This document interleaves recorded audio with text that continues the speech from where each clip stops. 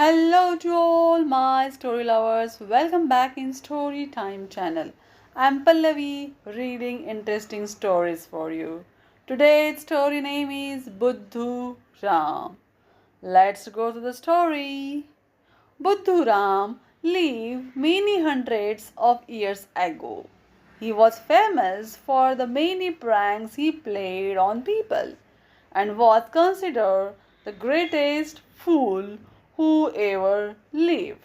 But this was only because he was so very wise that few could really understand him. He played his pranks on people only to teach them life's great lesson. He dressed like a dunce in clothes of two colors and wore a cap with bells on his head. As soon as they heard him coming, the people would lock their doors and keep their children inside.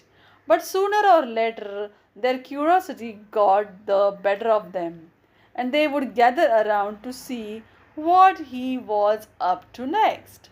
One day there was a big festival, and people came from far and wide.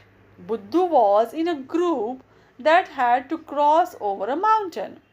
They were all up early to get a good start because it was a high mountain and a long climb. As they were going up, the path became more and more steep. The going got harder and harder. The sun was beating down upon them mercilessly. People started huffing and puffing and dragging their feet. But Buddhu Ram danced along merrily, singing and joking and having a wonderful time. People thought he was really a great fool. He must be, to be dancing when everyone else was suffering from heat and thirst and sore feet.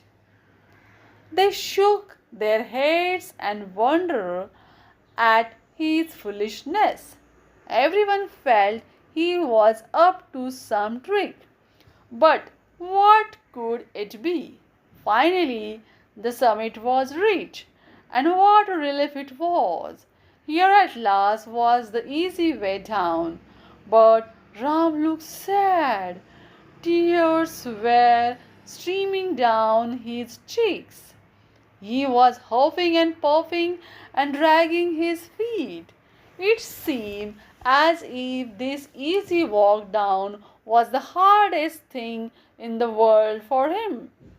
Bursting with curiosity, someone asked him, "How could it be that you were so merry on the hard climb up and so sad on the easy way down?"